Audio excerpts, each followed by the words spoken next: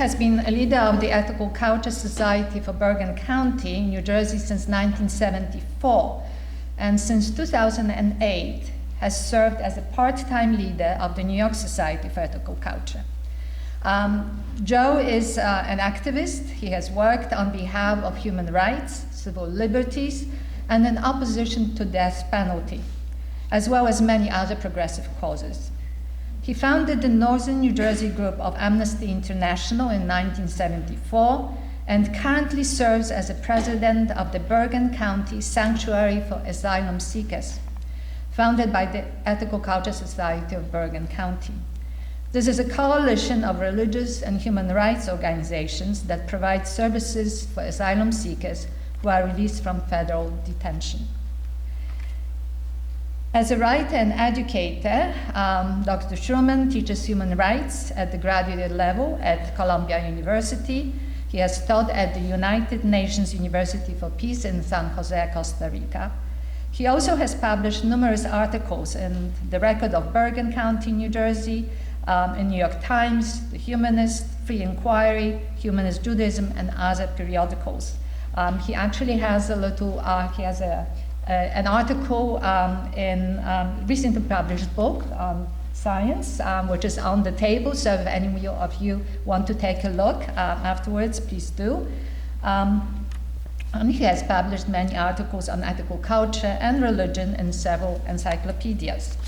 Joe is going to address us on the very important topic, ethics over a lifetime. Okay, so, Joe? Thank you.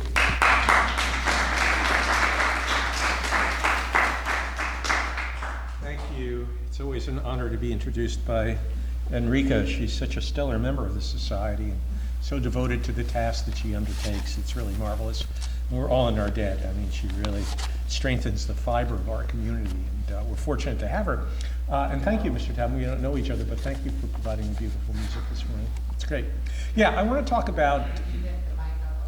All right, put the mic up. It's too warm, it's too cold. There's always, always problem. Okay, is that all right? Can people hear me? Okay, very good.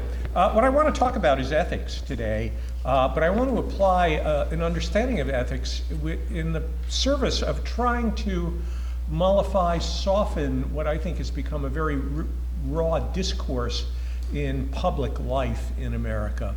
And this talk is sort of a challenge because I'm going to be critical to some extent of people on the left end of the political spectrum with which I identify. And so this type of approach is a little bit different for me. I mean, it's easy to stand up here and lambast the right and Donald Trump, which I've done innumerable times.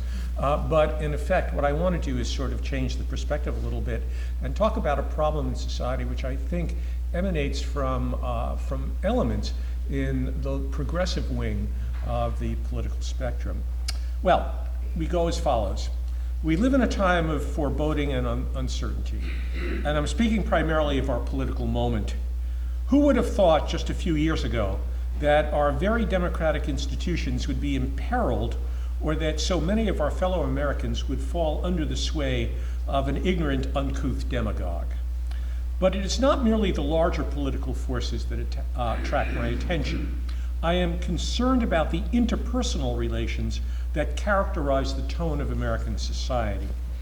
When I came of age politically in the 1960s, it was apparent that our politics was rooted in large political ideologies and in social change. It was an era of mass movements, great disruptions, and vaunting hope. We were concerned with poverty and implementing broad social programs to overcome it. We experienced the anti-war movement set against the background of the Cold War and Soviet containment. And perhaps most tectonic, idealistic, and inspiring was the civil rights movement, which sought, and at least in a legal sense, succeeded in transforming the status of America's black population. With some exceptions, the politics of these movements was grounded at bottom in fundamental ideals and values, justice and equality, the most basic, and to be involved in these struggles was inspiring and uplifting. The 1960s certainly came with heavy doses of violence and ugliness. The counterculture was schooled in anti-authoritarianism and admittedly disrespect for older generations, which in great measure transformed American culture as it did in American mores. And we had urban riots. But for those who were engaged in them, these movements also put forward grand visions of a more just society, a more perfect union, which had been the original promise of America. To a great extent, economic justice was interpreted as the basis for social justice. Since that time, however, politics on the left has changed. We've experienced the emergence of the cultural left, with a heightened sensitivity to minority and previously excluded and marginalized groups, African Americans, women, gays, and others. Rather than emphasizing above all others the struggle for economic equality, American society has appropriated multiculturalism and the need for tolerance as a prevailing value. In many ways, this has been a very good thing. In the words of the late philosopher Richard Rorty, the cultural left has, quote, reduced sadism in American society, or so it seemed. It's true that we have abandoned circus freak shows, and it's in bad taste to ridicule fat people. But as we all know, hatred of minorities has resurfaced with a fury that few would have imagined. I must admit that with the election of Barack Obama, while I thought that the assumption voiced by some that we had become a, quote, post-racial society was simply preposterous, I did, however, believe that America was indeed turning a corner and working very hard to put our legacy of racism behind us. But now I must confess, and this is a personal confession from the platform, with considerable embarrassment, I should say, that after the election of 2016 and the emergence of Donald Trump, that I was tragically mistaken. I'm confessing that I made a mistake. I mean, I often spoke from the platform in those days during Obama, how I really thought we were sincerely turning a corner, and it looks as if we've taken a big step backward. Our politics, in fact, has become divisive, raw, and nasty, and the expression of hatred is now validated by the highest powers in the land. All of this is worthy of the concern and condemnation of good people. But what I want to focus on this morning is another aspect of contemporary discourse, which is primarily an expression of the progressive end of politics with which I personally identify. What I'm referring to is a product of political correctness when, in my view, it goes too far. We see this on college campuses and in various sectors of public and political life. I want to look at this and bring to bear how our understanding of ethics might indeed serve to mitigate a sensibility which I believe adds a dimension of edginess to our social and political relations. This discussion involves a considerable amount of nuance and complexity, and I by no means feel that I have the last word on it, or even that I've worked out my final thoughts. I mean, I usually develop my platform addresses, I should give this away, in order to try to wrestle with and overcome issues that I'm personally dealing with. Right? I use it as a vehicle by which to do that. And in this case, I'm not sure, although I'm doing that, I'm not quite sure that I've resolved the issues that I'm presenting with you today. I mean, it needs a lot more work on my part. What heightens the issue, I think, is that we have become more sensitive to the historical injustices and exclusions suffered by minorities and women and many others who are not identified as white, male, and privileged. Again, this is a good thing.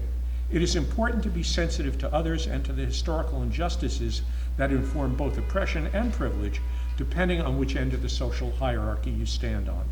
Recognition of privilege and injustice is among the first and necessary steps at creating a more inclusive society and one less suffused with bigotry and discrimination. But it seems to me that it is not without its difficulties and problems.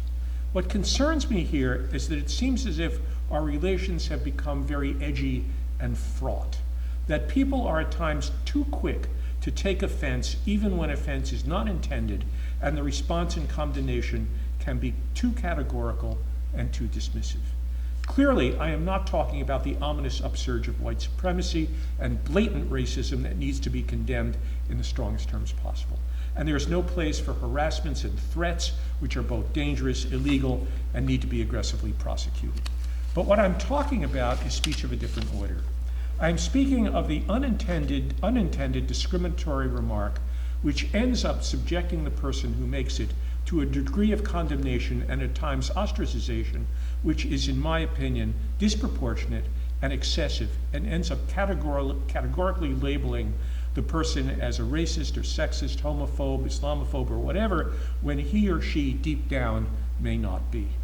An inappropriate remark can readily be amplified by being immediately lodged into an ideological framework which for good reasons may be politically incorrect, but becomes vilified far beyond the intent or the significance of the remark itself.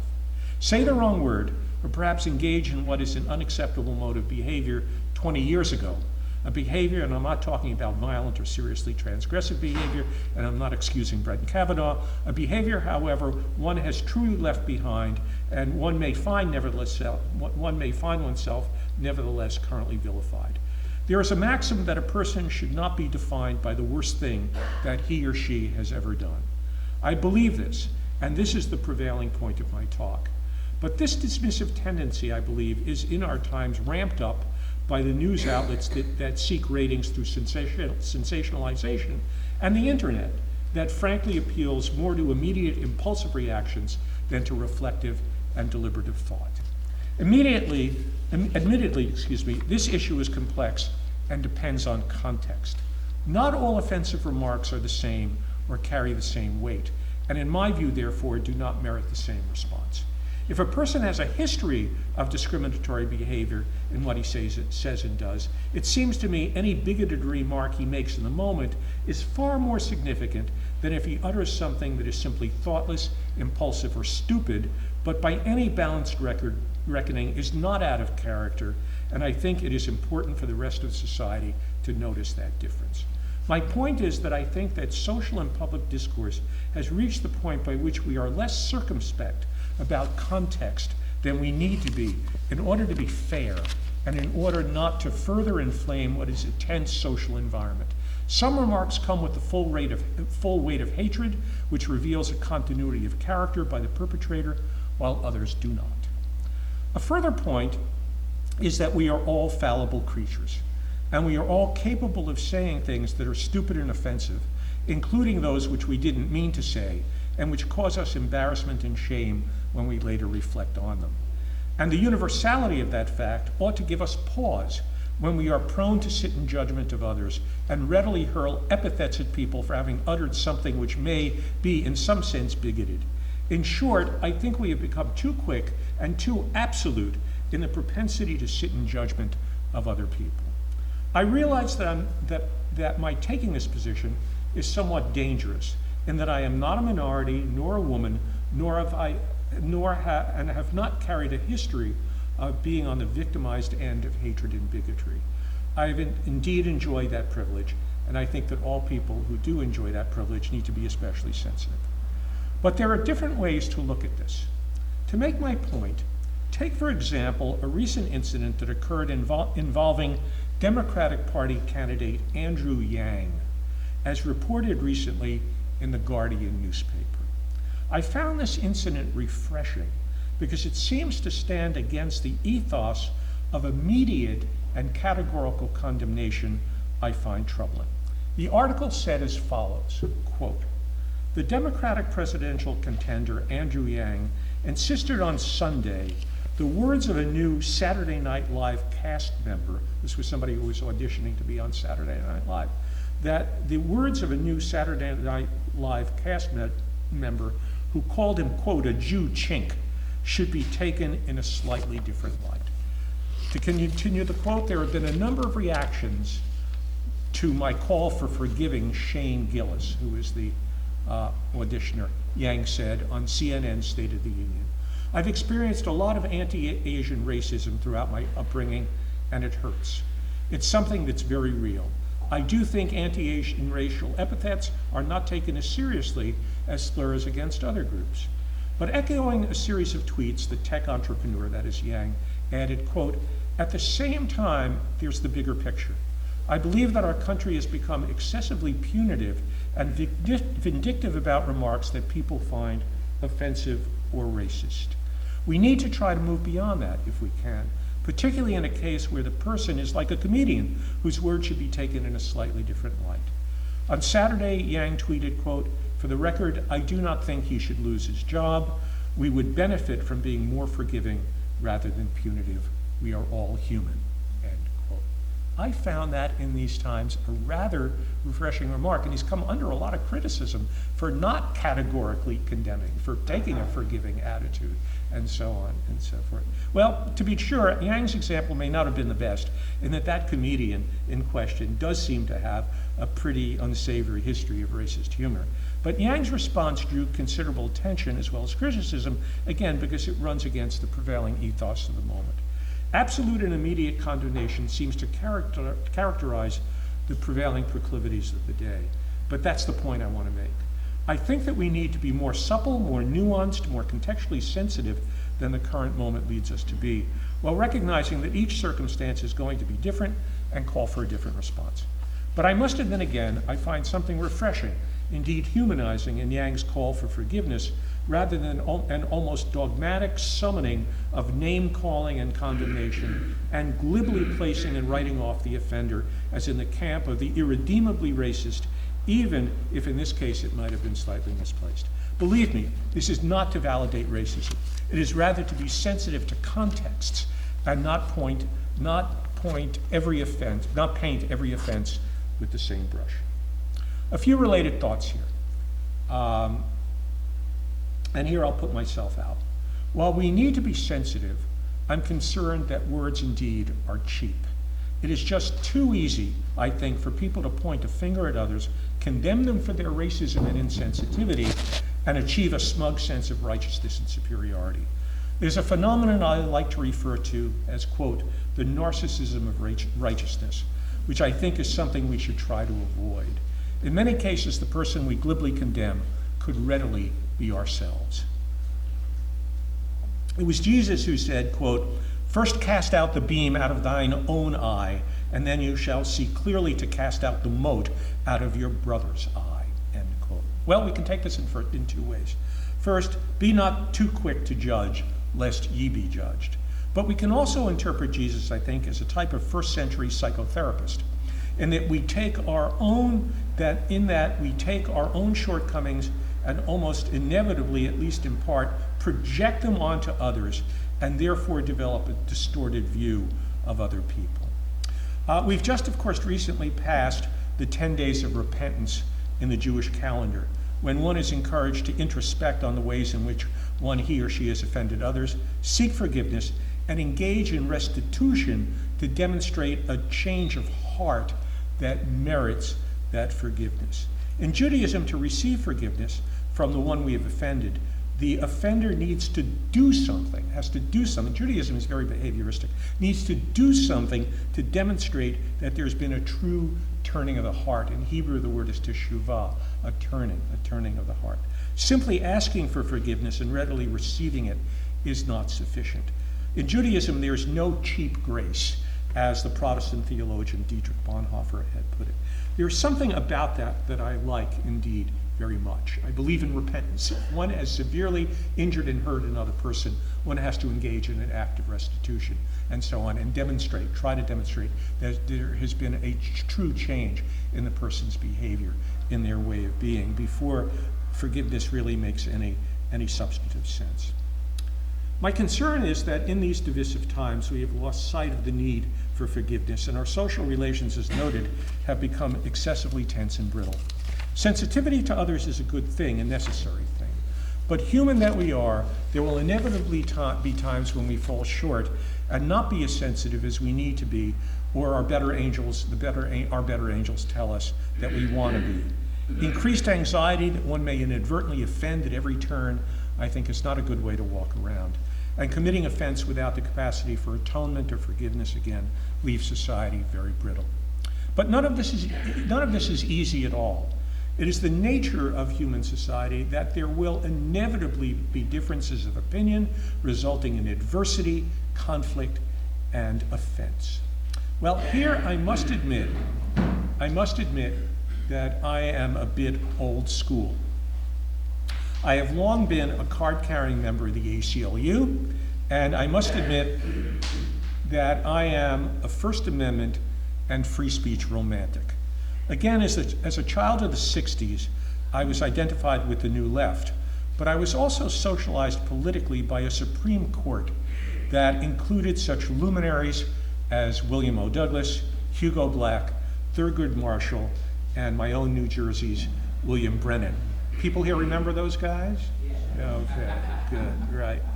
I'd contend that there were giants in the earth in those days, and thinking about that time just makes me nostalgic. They were among my heroes and helped reconfirm me as a staunch civil libertarian. So I ask, where have you gone, Joe DiMaggio? Our nation turns its lonely eyes to you, okay? There seem to, that's Simon and Garfunkel, by the way. There seem to be no more heroes, no more heroes. There's an adage the ACLU employs to the effect that the antidote to bad speech is not to prohibit speech, but rather the antidote is more speech. I agree with that. After all, if we're going to preemptively prohibit offensive speech, to whom are we going to entrust the power and the authority to dictate what can and cannot be said, okay? Whom do we trust to police our speech? Will it be the government policed by Donald Trump and his Justice Department? I think we should think twice before we are quick to call for official prohibition of speech, even if it's very offensive. Place in one scale an open society, providing the widest berth to free speech and leaving it to the people themselves to establish civility and decorum as they will or they won't. And on the other hand, give over that freedom to a sovereign power that will determine what the people, you and I, can and cannot say. And call that power our government, whose power is virtually limitless and ruled by people with their own political interests. And then ask yourself, which is the greater evil? Which society would you prefer to live in? I have no doubt that speech can offend and speech can hurt. But I would also argue that to be offended, okay, and this is my position, to be offended, I think a lot of people have forgotten this, that to be offended is not the worst thing in the world. It is rather the wages of living in a free society.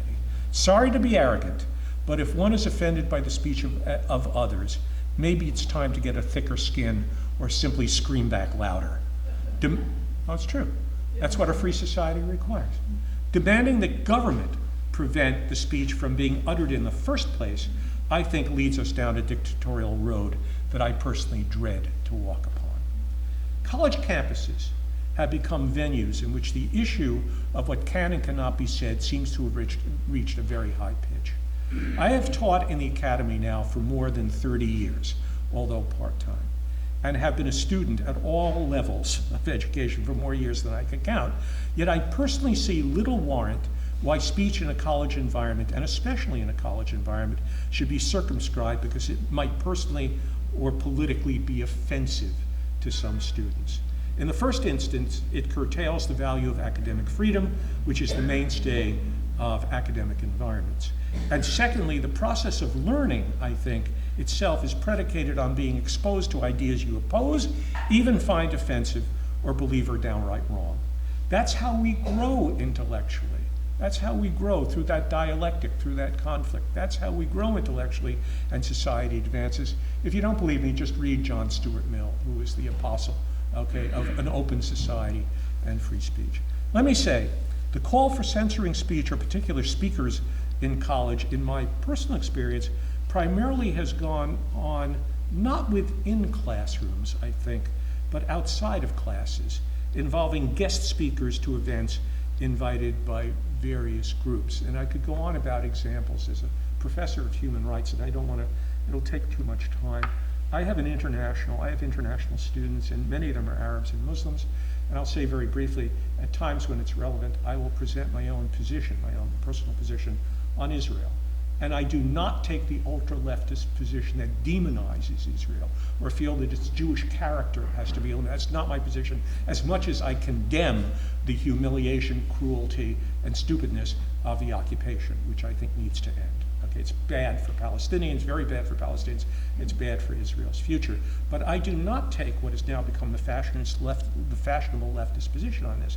And you know, I have Arab students in my class, and I have some Palestinian students. I present my point of view, and we have rational discussions about it. They may disagree with me, but nobody's calling the dean and so on and so forth. Nobody's calling for demonstrations. Nobody's, calling me names because of that position. I think that a lot that goes on, and there's a lot going on college campuses, primarily of this nature, takes place with guest speakers that are called by various political groups, and not as much in, tough group. Not as much in the classroom itself. That has been my experience through 30 years teaching, sometimes raising controversial issues in my classroom. And human rights can be a flashpoint for these types of things, okay? There has been discussion about professors issuing so-called trigger warnings before material is presented in class that may prove especially upsetting to individual students who have suffered trauma or may be especially offended. I must confess, and you can string me up if you want, I must confess I don't have much patience for this approach, and it is not even clear to me whether so-called trigger warnings really have the effect that's intended. If a student finds material so upsetting, he or she can absent herself. It seems to strike me as a type of pampering extended to those who are privileged enough to go to college in the first place. It also seems, frankly, patronizing to me, and one thing that pushes my button personally, is I can't stand to be patronized. And if I can't stand it, I don't want to deliver it to others. College students are supposed to be adults, and in my view, shouldn't be treated like children when it comes to dialogue in the classroom.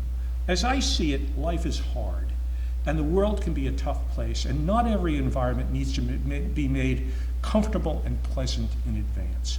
While we should be sensitive and not go out of our way to offend, by no means, life is not a rose garden.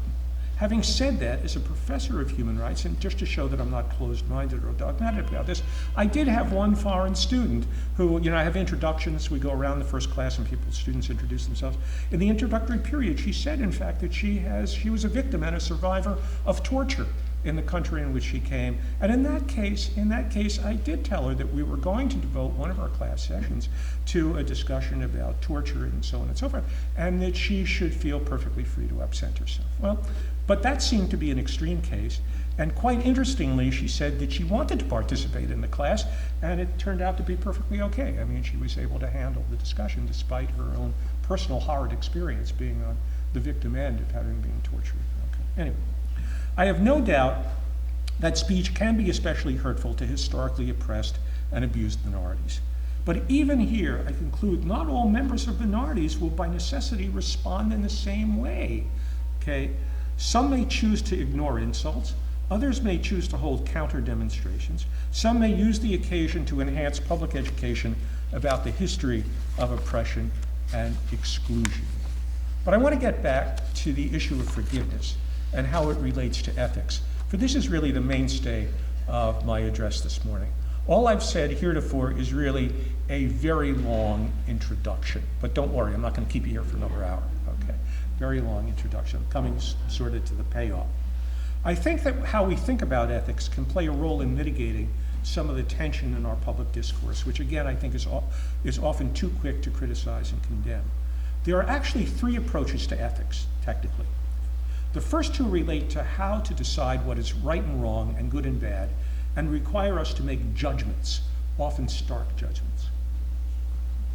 The first type of ethics is referred to as, quote, deontological ethics, coming from the Greek word for duty. Deontological ethics, its most influential authority being the German philosopher Immanuel Kant, has to do, in the most basic sense, with being obedient to ethical rules of conduct. If I teach my child that it is wrong to lie, cheat, and steal, and it's right to be fair, just, and respectful to others, I'm acting within the framework of deontological ethics. It is the ethical school which is most closely tied to making judgments about specific acts. We would be inclined to judge someone ethically wanting if they were to, in any instance, lie, steal, or say something that was hurtful or insulting to another person.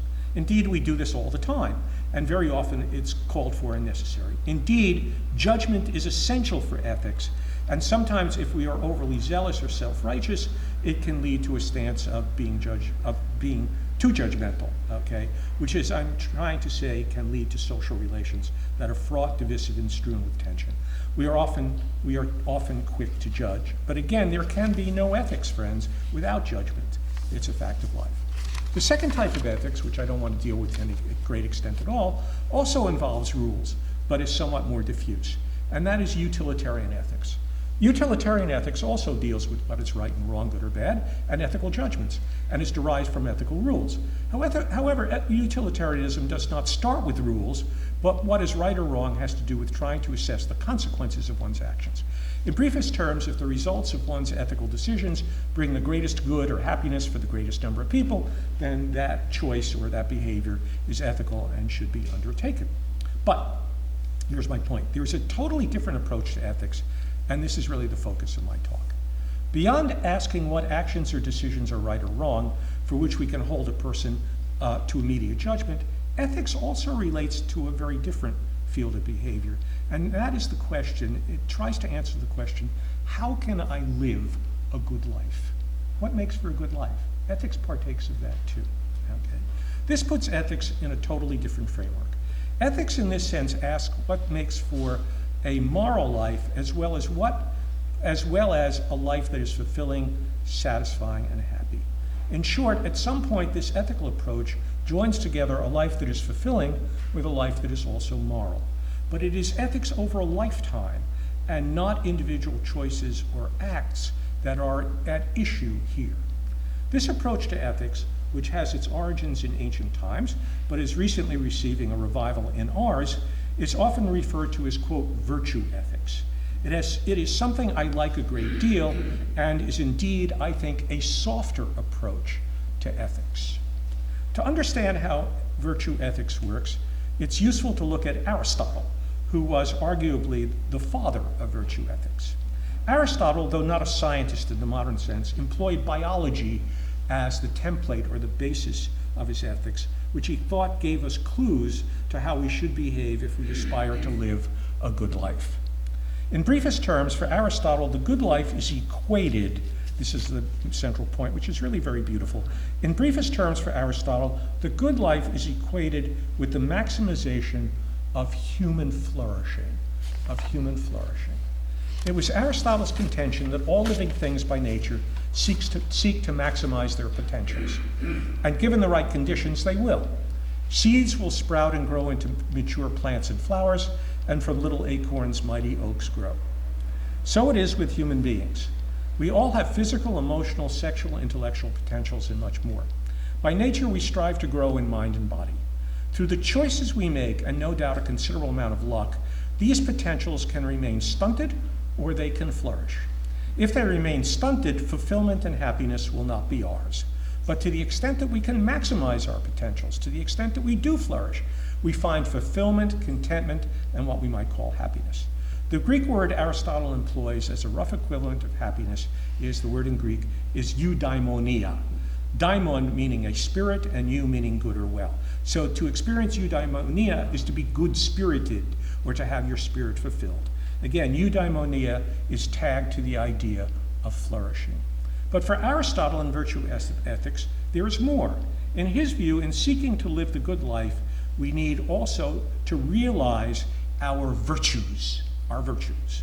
Greek philosophy was very big on virtue. And it is here that these ideas touch base with what we more closely understand by ethics. What are the virtues?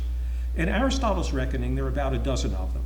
Among them are courage, temperance, liberality, magnanimity, patience, truthfulness, and friendliness. I should say that George Washington, the father of our country and a figure of the Enlightenment and knew about Greek philosophy and so on, used to keep a diary on his person in which he wrote out the virtues that he wanted to live by, and every day he assessed how to what degree he succeeded or failed in basically importing these virtues into his own behavior, okay? It was an interesting exercise. Okay, well, we become fulfilled, happy, and indeed ethical human beings through practicing the virtues.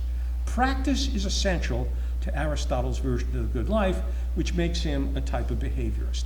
Indeed, my favorite insight, my favorite quote from Aristotle appears in his book, The Nicomachean Ethics, named for his son, in which he writes the following, and I really like this. He says to us, the virtues are not given to us by nature, they're not given to us by nature, nor are they contrary to nature, but we are by nature fitted to receive them, and we perfect them through habit. That's very interesting. I personally believe that, I really do. We can ask ourselves, what kind of person do we want to be? And if the answer is, I wish to be a kind person or a compassionate person or a charitable person, then we need to go out into the world and do kind, compassionate, and charitable things, and do them over and over and over again until they become a habit, and we internalize them, and we become that kind of person. Aristotle says bluntly, if we wish to be courageous, then we must do courageous things. We don't first get our heads together, change our disposition from cowardly to courageous, and then ipso facto we find ourselves courageous people. Rather, to become courageous, we need to get off our duffs and start doing courageous things, and the internal disposition will follow thereafter. What virtue ethics adds up to, and I admit has great appeal to me personally, is the development of what we would call character. Character. This is ethics, to my mind, in its richest and most far-reaching sense. This notion comports, I believe, also with the aims of ethical culture. When asked what the ultimate purpose of ethical culture was, our founder, Felix Adler, did not say that it was to pursue social justice. Rather, he said, the end of ethical culture is the development in each person of what he called, quote, ethical personality, which we can equate with ethical character. It is to grow in our ethical capacities for empathy, compassion, and most of all for the respect for the humanity that is indwelling in each person and in ourselves. And this is a never-ending process and project, a project of a lifetime. And when we do this, again, we mold our characters. As I begin to bring this address to an end, let me try to tie this understanding of ethics to what I stated at the beginning as the prickly and harsh nature of moral judgment that we often witness in our time and in our current charged environment. As noted, we are fated to make ethical decisions in the moment, and those decisions often explicitly or implicitly follow rules of conduct. In numerous instances, life calls us to make decisions in which we can be honest or dishonest. We can choose to keep our promises or break them. We can choose to be generous or stingy. We can choose to treat others with respect, or we can violate and abuse them because of their race, religion, gender, because they're simply not like us, or we don't like them. When we make such ethical decisions and act upon them, it is right that we be held accountable in the eyes of others and in the eyes of society, and perhaps our own also. But what I'm trying to add to this ethical accounting is a second way to look at our behavior and that of others. It is a way that I believe is thicker and richer. Starting with ourselves, we can begin with the question, again, of what kind of person do I want to be? And to answer that question, I think we can take on the project of virtue ethics. In other words, the process of living, perhaps its most important pathway, is the molding of our characters through the choices we make and what we do over the entire course of our lifetime. In this sense, ethics is more of an art than a science. The social psychologist Erich Fromm had a beautiful phrase in which he says, when it comes to the molding of our characters, we are, quote, both the artist and the object of our art. That's a beautiful, beautiful phrase. In the final analysis, we are all flawed, but sometimes we recognize people in our lives who have outstanding characters. They're generous and thoughtful, guided by fairness, compassion, and kindness, and they're wise. They are beautiful, beautiful objects, beautiful people to behold. And when it comes to assessing others, no doubt again, we need to hold others accountable for their bad moral actions. But what I'm calling for here, and this is the point of my address, is to assess those individual acts not in isolation, but within the context of and against the background of their entire characters. It is to see and assess others across the broad canvas of their lives. And perhaps if we do this, they take on a different significance. If we can find that those deeds are out of character, this appreciation may enable us to assuage the harshness of our judgment, soften our views of others, and open us up to a deeper understanding and ultimately to forgiveness. Without forgiveness, society again remains brittle and raw. Once we get beyond this time of political and social chaos and craziness, we will need to start down the road of social healing. In this regard, it will be good to remember the words of Martin Luther King, who certainly could draw moral judgments, but those remained vehicles, I contend, towards his final vision of human society. King had once written, quote, "We must develop and maintain the capacity to forgive. He who is devoid of the power to forgive is devoid of the power of love." There is something good in the worst of us and something evil in the best of us. When we discover this, we are less prone to hate our enemies. Thanks.